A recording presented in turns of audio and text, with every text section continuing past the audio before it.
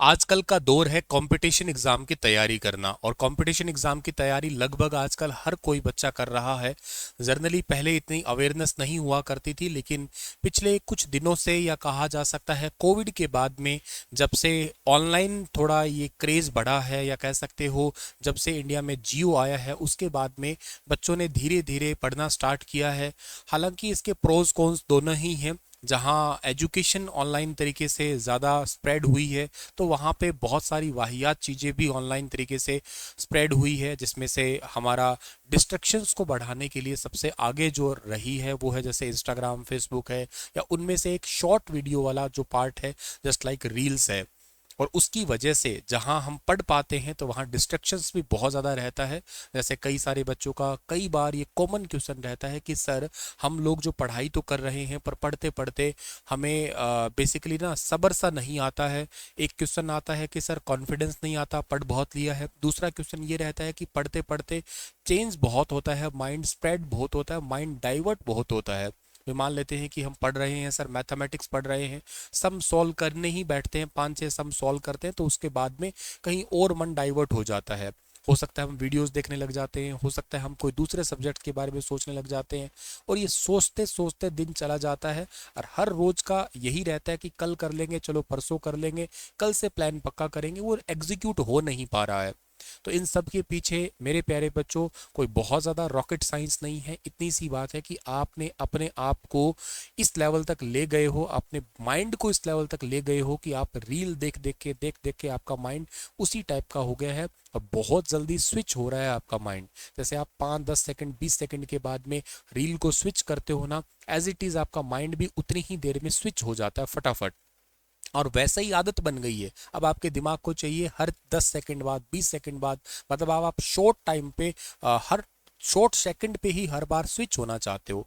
Fix किसी चीज पे अडिंग नहीं रहते। वरना आप अपने आप को स्कूल में देखो, एक बार याद करो वो स्कूल वाले दिन, आप कितने अच्छे स्टूडेंट थे। स्टूडेंट तो आप अभी भी अच्छे हो, लेकिन आपके मार्क्स कितने आते थे, कितने घंटे तक आप लगातार पढ़ाई करते थे, और थकावट और शिकायत तो शायद आपको याद ही नहीं आ रहा होगा। लेकिन आजकल के ही दिनों में क्यों? क्योंकि हमारी हैबिट इसकी वजह से हो गई है, बदल गई है। तो ये मेरी हिदायत है सबसे पहले नंबर की, बाकी बातें मैं बाद में बात करूं। सबसे पहली हिदायत है कि अपने आप में ये बहुत सारे तुम्हें सवाल आ रहे हैं ना, इनका कारण है कोई और ऊपर से कोई बाबा जी की भभूति या पुड़िया नहीं देने वाला है, ना ही कोई ऐसा इलाज बताने वाला। बता तो दिया जाए तो पर कोई ऐसा नहीं है कि कोई आपको छू मंतर हो और आपको इलाज तुरंत हो जाए। आप ही को आपकी दिनचर्या में बदलाव करना होगा। दिनचर्या का बदलाव में सबसे पहला यही कि इन जैसी एप्लीकेशंस पे, जैसे कि जहाँ पे रील्स वाली एप्लीकेशंस है, उनको आप अगर ज़्यादा समय दे रहे हो तो प्लीज़ इनको अभी इसी वक्त छोड़ दीजिएगा, क्योंकि इन चीज़ों का अंत नहीं है। आप लोगों का करियर जो है ना, इसका अंत आ जाएगा। जिंदगी में हर चीज नाराज हुई मान जाएगी, लेकिन अगर आपका करियर नाराज हो गया तो ये नहीं मानेगा। इस बात को कान खोल के सुन लीजिएगा। कुछ ही लिमिटेड टाइम का है ये, तो थोड़ा सा ही समय है। अगर वो नहीं यूटिलाइज किया तो सदा सदी के लिए चीजें रहती नहीं है। ना ही उतनी ब्रेन पावर रहेगी, ना ही उतना आपको समय रहेगा, ना ही आपको उतनी अपॉर्चुनिटी मिलेगी, ना ही वैसा वैसा माहौल आपको बन पाएगा। ये है एक साधारण सी सलाह आपके लिए। दूसरी बात यह है कि कंपटीशन का दौर है, तैयारी कर रहे हैं, तो तैयारी में किन किन चीज़ों को सर पूरा करना चाहिए नौकरी के लिए। तो देखो, बेसिक सी चीज़ है, कोई भी पेपर आप भारत का उठा के देखते हैं, छोटे से छोटा और बड़े से बड़ा, उनमें आप लोगों को एक तो आपको बेसिक रीजनिंग दिखाई देती है।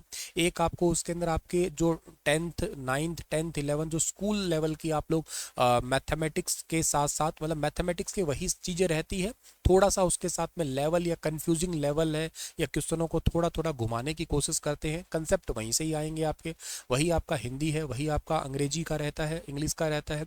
हाँ, उसमें ग्रामेटिकल पोर्शन रहता है, ग्रामेटिकल रूल है, क्वेश्चनों को बदल बदल दिया गया है। अब कई बार बच्चे कहते हैं नहीं नहीं सर, वो तो क्वेश्चन बहुत टफ आते हैं। अरे भाई, थोड़ा ध्यान से पढ़ो। टफ और इजी कुछ नहीं होता है। मतलब ये होता है कि क्वेश्चन का स्टेटमेंट बदला जाता है। कई बार क्वेश्चन को थोड़ा सा एडवांस लेवल बनाते हैं। क्वेश्चन वही होता है। आप मुझसे डेली करंट अफेयर पढ़ते हो, मैं कई कई बार थोड़ा सा क्वेश्चन को कहता हूँ कि ये HCS लेवल का क्वेश्चन करंट अफेयर का है। एक्चुअली वो सेम ही क्वेश्चन होता है, पर मैं करता क्या हूँ, एक ही क्वेश्चन में 3 क्वेश्चन डालने की कोशिश करता हूँ, या थोड़ा सा उसको एडवांस बनाता हूँ, घुमाता हूँ स्टेटमेंट, और फिर नीचे ऑप्शन दे देता हूँ, केवल एक, केवल दो, दो तीन, रीजन, ऐसा ऐसा सिंबल दे देता हूँ, जिससे थोड़ा सा टाइम लग जाता है और माइंड सोचने को, आपका माइंड मतलब सोचने को मजबूर होता है।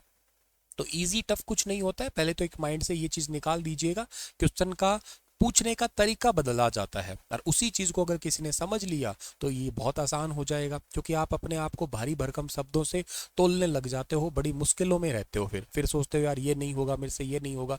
तो थोड़े इजी लिया करो शब्दों को, जिससे आपका माइंड भी फिर बार बार कहेगा कि हाँ ठीक है ये इजी है, इसको कर सकता हूँ मैं, कॉन्फिडेंस सा रहेगा ये। फिर उसके बाद में जो सबसे बड़ा सब्जेक्ट आता है वो है जीके जीएस का। अब ये जीके जीएस में बहुत वास्ट चीजें हैं, लाइक हिस्ट्री है, पॉलिटी है, ज्योग्राफी है, इकोनॉमिक्स है, एंड दिन प्रतिदिन के करंट अफेयर हैं आपके, जो कि सबसे बड़ा सब्जेक्ट है आज के टाइम पे। अब हर कोई कह रहा है सीधा ही करंट अफेयर पढ़ ले, नहीं, करंट अफेयर पढ़ना जरूरी है, करंट अफेयर से ही रिलेटेड आजकल एग्जाम में क्वेश्चन आते हैं, लेकिन वो तब सॉल्व कर पाओगे जब आपको प्रैक्टिकली अभी की नॉलेज होगी, यानी कि आपको प्रैक्टिकली अभी की नॉलेज इन द सेंस कि आपको सब्जेक्ट की नॉलेज होगी सारी। तो हिदायत के रूप में आपको जो है ना, आपकी स्कूल की ही किताबें हैं, जैसे एनसीईआरटी की बुक्स कहते हैं हम लोग इनको, 6 से लेकर 12 तक की किताबें होती है, जिसमें हिस्ट्री है, पॉलिटी भी है आपका, और ज्योग्राफी का पोर्शन भी रहता है आपका। तो ये वाला सेक्शन जिनको हमें पढ़ना होता है।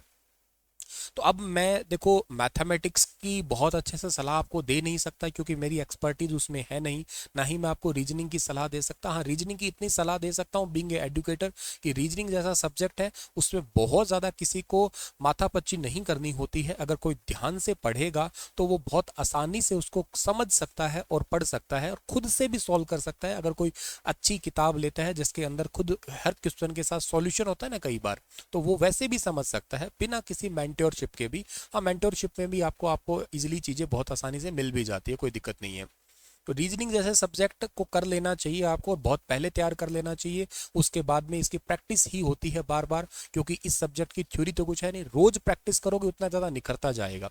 एज इट इज मैथ के साथ में, पर मैथ में थोड़े इससे ज्यादा कंसेप्ट होते हैं, थोड़ी और ज्यादा तत्परता चाहिए होती है, रीजनिंग से थोड़ी ज्यादा तत्परता चाहिए होती है आपको। तो ये दो सब्जेक्ट की ऐसी चीजें हैं। ऐसे ही हिंदी और इंग्लिश के साथ में भी है आपका ग्रामर है आपको, और ग्रामेटिकल रूल है, पीवाईक्यू बेस्ड रूल पढ़ने होते हैं, कैसा एग्जामिनर पूछ रहा है, डिफरेंट डिफरेंट एग्जाम में कैसे पूछ रहे हैं, सारे रूल्स ही कितने होते हैं वो पढ़ने होते हैं। बाकी इन सब्जेक्ट की बेसिक सलाह तो ये है, बाकी और अच्छे से सलाह आप रिलेटेड टू इनके एक्सपर्ट सब्जेक्ट जो टीचर्स होते हैं, आप उनसे अपना मेंटरशिप ले सकते हैं। मैं आपको सही तरीके की सलाह दे सकता हूं, जिसमें मेरी एक्सपर्टीज है, वो है जीके जीएस या करंट अफेयर वाला सेक्शन।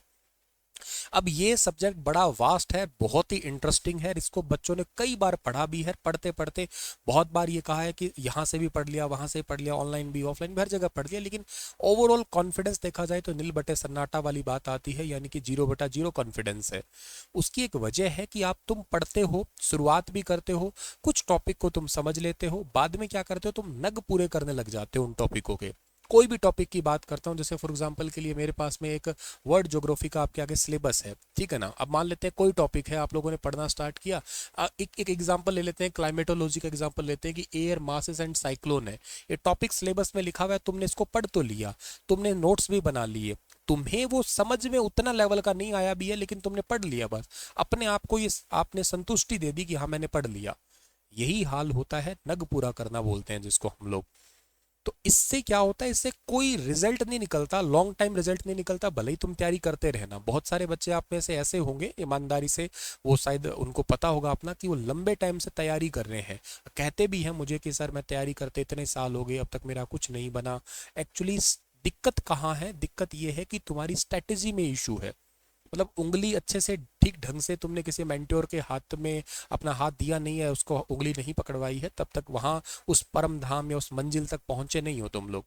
वरना इंसान तो देखो सभी बराबर ही है, ऐसा तो है नहीं कि तुम्हारे सहपाठी या तुम्हारे साथ वाले जॉब लगे। देखो 99.99% हमारी दिनचर्या की ही सारी वजह है, 0.1% या 1% मान लीजिएगा आप लोग, वो हमारी नेगेटिव पॉजिटिव एनर्जी है, सरकम सेंटेंसेस, बहुत सारी चीज़ें होती है, माहौल है, कुछ कई बारी मजबूरियां घर पे आ जाती है, फाइनेंशियल मजबूरियां रहती है, बहुत सारी अनहोनी हो जाती है, वो एक अलग चीज़ है, उस पर हम डिस्कस कर नहीं सकते। प्राकृतिक आपदा भी आ सकती है, वो एक अलग ही एक हिस्सा है। ज्यादातर विद्यार्थी जीवन में दिनचर्या का महत्व है। क्यों दिनचर्या का परसेंटेज ज्यादा है, क्योंकि बहुत सारे ऐसे बच्चे जिनकी जिंदगी में मुसीबतों का मतलब पहाड़ कहिएगा, माउंट एवरेस्ट टूटा होगा मुसीबतों का, लेकिन फिर भी वो आगे गए हैं, तो मतलब दिनचर्या उन्होंने ठीक रखी, स्टेबिलिटी ठीक रखी है। और अपने विश्वास पे या अपने सपने पे अडिंग रहे। ऐसा नहीं कि आज आप मेरी बातें सुन रहे हो तो सोच रहे हो कि चीर देंगे, फाड़ देंगे, आग लगा देंगे, कल खुद ही फटे हुए मिलो। उससे नहीं बात बनती है। बात बनती है उस चीज पे अडिंग रहे। मेरे कहने से तुम पढ़ो उसका कोई लॉजिक नहीं है, फिर तो कभी पढ़ना ही मत। मेरे कहने से कुछ नहीं आएगा। मेरे आपको वजह पता होनी चाहिए कि मैं किस कारण पढ़ूं, क्या मेरी वजह है। जरूरी हर चीज सरकारी नौकरी नहीं होती है। बिजनेस कर सकते हो, कोई काम कर सकते हो, जो काम करो उसमें लगन लगा दो तो काम वो सक्सेस होगा, वरना तो काम सक्सेस होने की संभावना ना के बराबर है। अब बात ये आती है कि ये जो सब्जेक्ट है इसको पढ़ने के लिए चाहिए थोड़ी सी हिम्मत। थोड़ी हिम्मत के साथ साथ प्रॉपर चाहिए नोट्स, हर चीज के साथ साथ गाइडेंस चाहिए। अब देखो इनके बैचेस बहुत ज़्यादा महंगे होते हैं, ठीक है ना। मैंने एक सोशल स्टडीज़ या मेरे तरफ से एक प्रयास किया है, केवल 200 रुपये का बैच स्टार्ट किया। लेट मी क्लियर, मैं ये कोई यहाँ पे बैच बेचने के लिए कोई वीडियो नहीं बना रहा हूँ। मैं जिन लोगों की अपॉर्चुनिटी, बहुत लोग के पास में ऐसी होती है कि अपॉर्चुनिटी की कमी रहती है, फाइनेंशियली बड़े इशू रहते हैं, तो उसी करके जो है ना मैं ये पर्टिकुलर वीडियो बना रहा हूँ कि कईयों के पास में फाइनेंशियली बड़ा दिक्कत है, तो आप केवल 200 रुपये में ये सब सब्जेक्ट पढ़ भी सकते हो, हिस्ट्री, ज्योग्राफी, पॉलिटी, इकोनॉमिक्स और करंट अफेयर। चाहता तो मैं इसे फ्री भी कर सकता था, ऐसी बात नहीं है, मैं फ्री में भी आपको वाईटी पे भी पढ़ा सकता था। लेकिन एक छोटा सा दिक्कत है, वो ये है आप पहला, दूसरा, तीसरा, 4, 5, 10 लेक्चर ले लोगे, उसके बाद आपका खुद ही धीरे धीरे धीरे धीरे वो एक एनर्जी डाउन आ जाएगा, फिर आप पढ़ोगे नहीं क्योंकि आपने पैसे नहीं दिए। एक ह्यूमन बिहेवियर है हमारा। आप जब पढ़ते हो ऐसे सब्जेक्ट को, साइकोलॉजी पढ़ते हो, ह्यूमन बिहेवियर पढ़ते हो, एंथ्रोपोलॉजी पढ़ते हो, तो वहाँ पे आपको चीज़ें समझ में आती है कि जहाँ हमने थोड़ा इनपुट दे रखा है, अपना अपना पैसा लगा रखा है, तो वहाँ अपना माइंड कहता है कि हाँ मुझे ये मैंने ले रखा है परचेज, तो मुझे इसे पढ़ना चाहिए।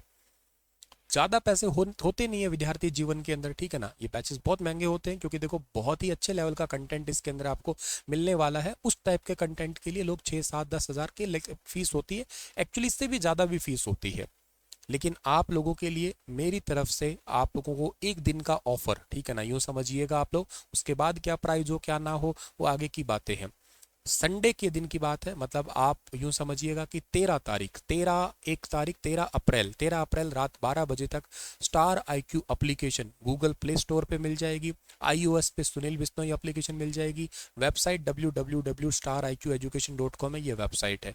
इस वेबसाइट पे ले सकते हो। ये वाला सारा कंटेंट होगा इस टाइप का, सब PDF मैं देने वाला हूँ। सब चीज़ें बेसिक से समझाने की कोशिश की जाएगी, याद करवाने की कोशिश करूँगा, धीरे धीरे चलेगी चीज़ें। कुछ चीज़ें क्लासेस जो है ना लाइव ले पाया, लाइव ले पाऊंगा, समय रहा तो, नहीं समय रहा तो मैं आपको रिकॉर्ड करके प्रोवाइड करवाऊंगा। 100% लाइव नहीं हो सकती चीज़ें, इस करके कभी कभी क्लास को रिकॉर्ड भी प्रोवाइड करवाऊंगा मैं, ठीक है। ये सारा डेटा आपके पास में रहेगा, आप इनको देख देख के खुद नोट्स बनाएं, ठीक है ना। पीडीएफ तो मिलेगा वैसे तो, लेकिन मैं बता रहा हूँ खुद नोट्स बनाएं तो ही फायदा है। कैसे कैसे नोट्स बनाने वो मैं बैच के अंदर बताऊंगा आपको। ये सारा जो है ना, ये जैसे ज्योग्राफी का है आपका पास में, एक लेक्चर इसका जा चुका है ऑलरेडी। इस बैच के अंदर हम पूरा ग्राफिक्स के थ्रू समझेंगे, एनिमेशंस के थ्रू समझेंगे, क्या रहता है इसके अंदर हमारे पास में, या क्या सिद्धांत होते हैं, कैसे थ्योरीज निकल के आती है, उन सब के बाद में हम लोग जो है ना यहाँ पे पढ़ रहे होंगे। ऐसे ही हमारे पास में हिस्ट्री का भी सेक्शन रहेगा, पॉलिटी भी रहेगा, ज्योग्राफी भी रहेगा। ये सब सब्जेक्ट हमारे पास में है, ठीक है ना। भी किस तरीके से चीज़ें हमारे भारत के अंदर घटित हुई है, किस तरीके की चीज़ें रही है हमारी, वो सब कुछ हम पढ़ रहे होंगे, ठीक है। तो कहने का सेंस है आप लोगों को कि बाइलिंगुअल कंटेंट भी मिलेगा। तो आप अगर सीरियस हो, पढ़ना चाहते हो, तो देखो पढ़िएगा, मेरे कहने पे नहीं, आपको वजह पता है तो आप इस बैच में आ जाइएगा। बहुत ही नॉमिनल सा प्राइस है आपके लिए, और इसमें आप लोग अच्छे से कंप्लीट अपनी स्टडी कर सकते हो, ठीक है। ये कहना, और हर सब्जेक्ट के साथ हम ऐसे क्विक रिवीजन की कोशिश करेंगे। ये हमारा इकोनॉमिक्स का सेक्शन होगा, ऐसे पॉलिटी के सेक्शंस होंगे आपके। हर सब्जेक्ट का मतलब आपको पूरा कंप्लीट कंटेंट जो है ना देखने को मिलेगा। ये छोटा कुछ सैंपल्स दिखा रहा हूँ आपको, जिससे थोड़ा सा आपको अंदाजा लग जाए कि हाँ इस टाइप के हमारे पास में कंटेंट रहेगा या ऐसी चीज़ें हम लोग पढ़ने वाले होंगे, ठीक है। परफेक्ट है। कोई कंफ्यूजन, कोई डाउट है तो आप कमेंट सेक्शन में मुझसे पूछ सकते हो, कोई दिक्कत नहीं है। बस सलाह इतनी सी है कि समय रहते अपने आप पे संभल जाओ, मेहनत करने लग जाओ, कामयाब आप हो जाओगे। मेरी तरफ से मैं पूरा प्रयास करूंगा कि आपको हर चीज़ें अच्छे से सटीक तरीके से समझ में आ जाए, ठीक है। Thank you so much dear. Radhe Radhe.